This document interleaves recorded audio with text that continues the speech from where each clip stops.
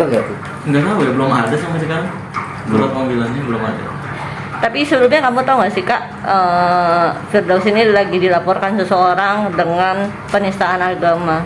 Oh nggak tahu, saya nggak ngurusin hal yang nggak penting soalnya. Iya bagi.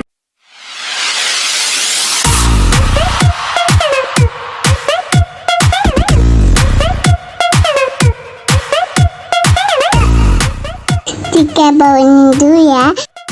Ada.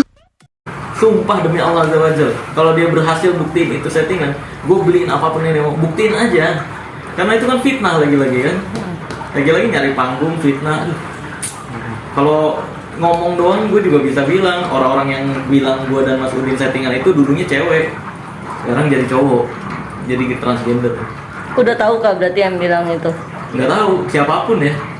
Siapapun yang bilang itu settingan, kalau asal ngomong doang kayak gitu, gue juga bisa bilang asal ngomong. Berarti yang mereka-mereka itu dulunya tuh cewek, sekarang jadi cowok gitu. Atau kalau dia cewek, dulunya cowok, sekarang jadi cewek gitu. Kan simpel lah, kalau asal ngomong doang bisa. Oke.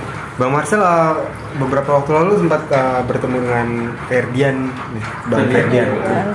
Dalam agenda apa mungkin bisa dijelaskan? Itu agenda project kolaborasi. Kolaborasi itu. Kolaborasi itu.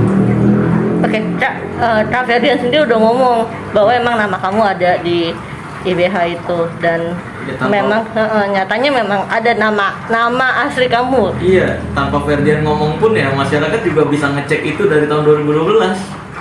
Ada, memang ada. Cuma kan aneh kan, terbukti kan fitnah-fitnahannya kan. Katanya nggak ada, nama asli juga nggak ada, nama Marcel Rival nggak ada. Ya lagi-lagi fitnahan kan. Mereka kayak gitu emang buat nyari panggung doang. Sempat Bang Ferdian bilang katanya Bang Marcel ditegur juga ya perihal penggunaan nama panggung. Iya. Apa? Oh iya, bukan ditegur, kayak ditanya doang sih. Sel, nama sertifikat siapa gitu? Kok Marcel Rival nggak ada? Iya, nama asli gitu pakainya. Oh ya udah gitu ya. Gitu doang. Berarti memang maksudnya tujuan untuk membuat sertifikat yang nama panggung itu apa Bang Marcel sebenarnya? Untuk dibawa-bawa. Oh, Untuk dibawa daminya gitu, untuk dibawa karena saya khawatir yang aslinya itu rusak. Dan juga nama asli saya kan privacy tadinya kan, privacy. Nah maka dari itu saya nggak tunjukkan yang aslinya, saya damiin pakai nama panggung. Nah, ketika bawa daminya itu kamu sudah bilang mungkin sama Kak Ferdian aku Enggak, belum kenal gitu sama Ferdian.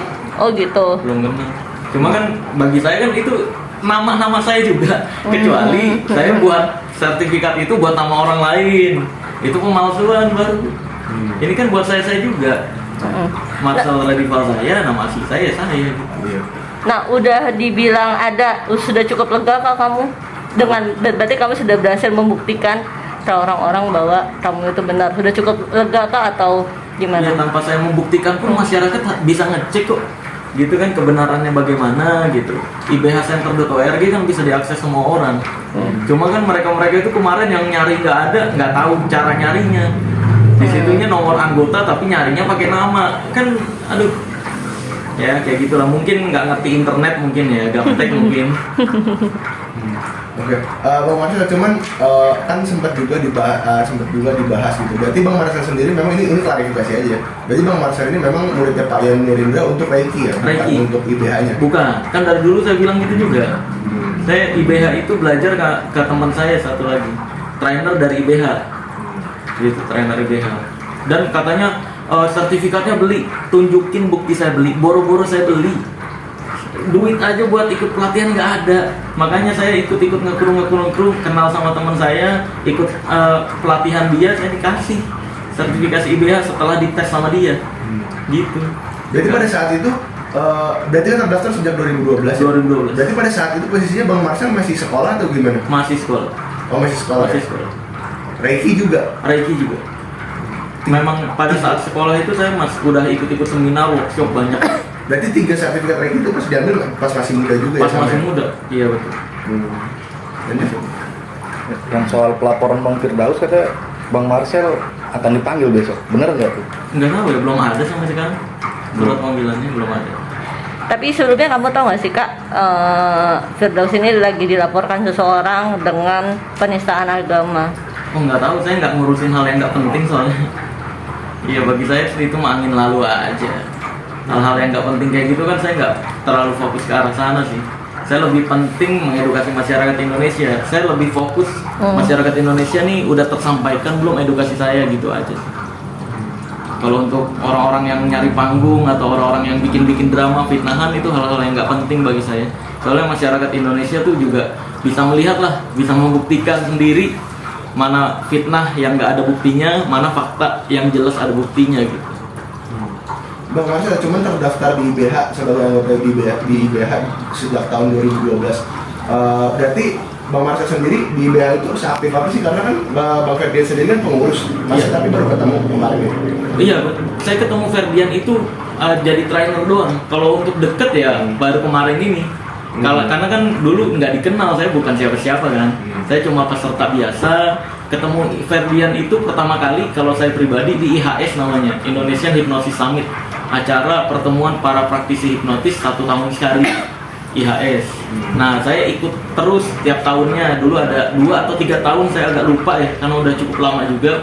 Pertama kali ketemu Ferdian sebagai trainer tuh di situ. Cuma saya nggak masuk kelasnya Ferdian, saya masuk ke kelas trainer lain di situ. Gitu. Gitu sih. Tapi Bang Ferdian sendiri nggak sadar ya kalau Bang Marcel sendiri masuk kelasnya dia? Saya nggak ikut kelasnya Ferdian. Oh gitu, ketemu Saya doang berarti? ketemu kan di IHS itu ada banyak trainer nih, ngumpul dari satu, termasuk Pak Ian Nurindra juga almarhum ada di situ juga ngajar. Nah, saya masuk ke kelas-kelas dokter-dokter lain, gitu, trainer-trainer lain gitu sih.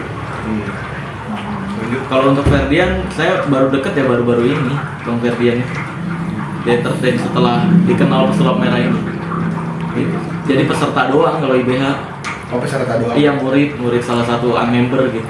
Terkait sang istri katanya sakit, apa benar itu Bang Marcel yang kena santet yang Enggak, itu fake banget itu, fitnah. Ada aja. Istri kena santet sembarangan. Enggak, istri saya tuh kemarin ikut saya. Dia kan khawatir itu loh. Saya udah nggak lama, saya pulangnya seminggu sekali. Ya kan, khawatir dia, ngapain aja sih nggak pulang-pulang. Ikutlah seminggu full dari pagi ke pagi kerjaan saya itu. Pas pulang-pulang dia sakit demam berdarah mungkin karena kecapean juga ya gitu sih. Gak ada kena santet sembarangan, itu mah berita-berita nyari clickbait aja. Gimana tuh udah bilang dengan berita-berita mencari clickbait gitu, kamu ada niat untuk seberapa kesel ketika kamu dibilang istri kamu kena santet? Ya saya emang nggak penting, karena hal yang nggak penting itu lagi-lagi hal yang nggak penting. Ya mungkin mereka nggak bisa nyari berita menggunakan fakta, akhirnya pakai clickbait yang bohongan-bohongan kayak gitu. Jadi ya mungkin cara nyari uangnya mereka dengan cara berbohong seperti itu mungkin. Maybe. Ya pasti ada aja orang-orang yang sebenarnya itu ada, pasti mungkin itu omongan dari orang-orang halu. Iya. Karena kan dari dulu kan saya di fitnah tuh yang katanya pembaca tarot, saya pernah lihat tuh beritanya. Katanya, oh pesulap merah nih dalam kondisi bahaya gitu kan. Ayo bilang ada yang pesulap merah nih, ada yang udah menyantet. Hei, ditunggu santetnya. Ditunggu. Mana bahaya? Sekarang malah saya punya kantor nih. Apa kabar? Apa kabar? Apakah ini disebut berbahaya? Ayo main ke kantor saya lah sini, biar saya ajarin tarot yang bener. Oke, Bang Marcel, ini ngomong-ngomong soal Mbak Tika yang kemarin ngikutin kegiatan Bang Marcel kan sampai apa sakit ya Bang ya? Iya.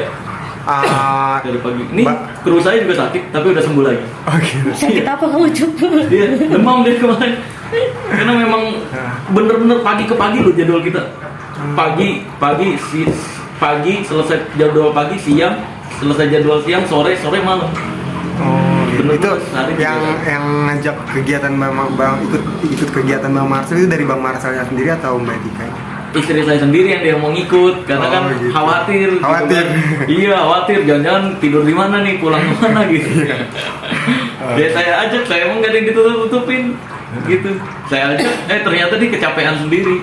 Karena kan kalau sayanya kan aktivitas, kru saya juga bawa alat, sedangkan dia di lokasi ya makan duduk, jadi nggak kurang aktivitas, kecapean juga. Ikut-ikut di dalam mobil kan, mobil juga banyak barang sempit, nah mungkin itu dia capek. Berarti udah ke dokter Bang? Udah dikasih, udah perawatan demam berdarah juga. Terus lalu mungkin apa responnya dari dia setelah ngikutin kegiatan Bang Marcel kan Itu apa? di apa terlepas dari kecurigaan segala macam, udah ngikutin kegiatannya itu gimana dia sekarang? Mungkin Dia lebih sekarang nggak khawatir, lebih khawatir. justru lebih khawatir. Enggak kan? Karena kan saya genit-genitan itu emang ngebangun branding ya. Saya kan ngebangun branding nakal-nakalan dari awal ketemu dia.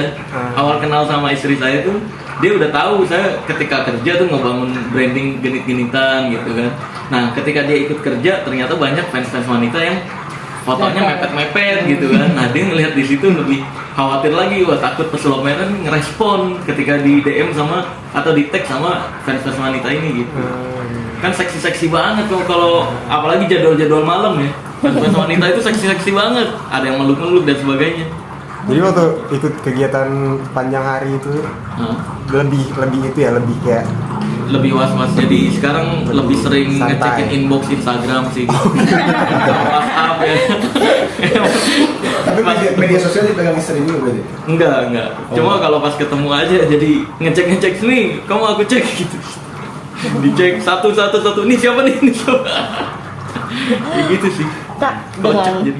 dengan kayaknya semua tuh lagi berpihak kepada kamu nih, dengan kamu kantor baru. Rara juga nggak ada kabarnya sekarang, si Pawang Hujan, Firdaus malah dilaporin gitu Iya. kan. Kamu gimana nih tanggapannya? Semua kayaknya lagi berpihak banget di kamu nih gitu. Saya nggak gimana, saya tuntutannya tetap satu. Mas Udin mengakui pengobatannya Udin. itu trik. Mas Udin, Anda tinggal akuin doang kalau yang tisu kebakar tanpa api dan transfer ke kelapa itu adalah trik. Selesai udah, permasalahan udah selesaikan, itu doang yang saya tuntut. Pengen pembuktian, ini malah jadi ke sertifikasi. Fitnah sertifikasi. Gak ada lagi fitnah bapak angkat. Sejak kapan itu kok jadi kemana-mana sih? Ya kan aneh, padahal intinya kan ayolah, siapapun nih ya, dukun-dukun yang bisa ngebakar tisu tanpa api, gue beliin apapun yang dia mau deh. Yang nggak pakai kimia-kimiaan ya, yang pakai ilmu gitu. Tisunya dari gue yang naro, silahkan bakar. Kalau kebakar gue beliin apapun yang dia mau deh. Kan gitu sebenarnya intinya. Dari Ini malah kemana-mana. Dari Polda Blitar belum ada kabar lagi. Nah itu saya masih tanya terus kok. Apa terakhir ada update? Nggak ada, belum ada, masih di cross check sama tim ITE-nya. Karena kalau misalkan fix nggak naik, saya akan laporkan balik langsung. Fix ya itu Fix, ya. langsung Laporkan ya. balik Saya ya. pastikan ya, ketika ada saya nanya nih kabar gimana, nggak naik, nggak deliknya nggak masuk, nah, langsung saya laporkan balik. Kamu sudah berapa kali ngomong begini loh? Berarti benar emang. Iya beneran, emang beneran. Sip. Karena iya, Polda Jatim ya. Blitar, Polda iya Jatim. Jatim. Iya, nah karena dari dulu saya mau ngelaporin Mas Udin konten hoax, saya bukan korban. Saya mau ngelaporin penipuan karena banyak merugikan. Dengan dari pengobatannya itu orang kan jadi percaya seolah-olah beneran disantet, ya kan? Walaupun nggak merugikan secara uang, secara akal sehat merugikan. Jadi transfer ke kelapa seolah-olah kan orang jadi percaya, wah ini pembersihan nih, ada yang nyantet. Nah yang kayak gitu-gitu kan, itu saya laporin penipuan nggak bisa juga, saya bukan korban. Maka dari itu ketika dia melaporkan saya, wah alhamdulillah sekali, saya jadi ada delik. Sampai batas kapan kamu ngasih waktu? Maksudnya kan pasti ada batasannya, maksudnya sampai kapan kamu mau ngelaporin dia? Kan polisi masih ngegantung juga nih, mesti Iya, update. sampai dapat kabar dari polisi. Oh itu tidak Nggak tahu, iya. waktunya Tergantung tidak bagaimana ditentukan. polisi ya. Tergantung bagaimana polisi. Kan banyak yang keterusannya gimana kok nggak saling naik ke meja hijau gitu kan, nggak persidangan. Ya karena memang deliknya saya nggak masuk. Kalau bagi saya ya, saya nggak ada delik apapun. Terus juga laporan deliknya naik atau enggak, dilanjutin atau enggak, belum ada kabar sampai sekarang. Rencananya mau di sini apa di Jawa? Apa? Laporinnya kalau seandainya. Laporannya? Iya di sini, di sini. Oh di sini ya? Iya, biarin dia yang suruh kesini gantian. Capek lu. Kita juga Coba bisa rasakan jalan-jalan ya. Ke sini ke Jakarta tanpa ada yang membiayai. Kayak yang saya rasakan dulu. Sekarang difitnah lagi ada yang membiayai saya ke Blitar. Nah, kalau memang misalkan ada, tunjukin bukti transfernya, siapa orangnya. Kalau ada silahkan. Saya pastikan kalau misalkan ada yang berhasil membuktikan, saya beliin apapun yang dia mau deh. Ini fitnahan ini nggak ada buktinya sampai sekarang kan?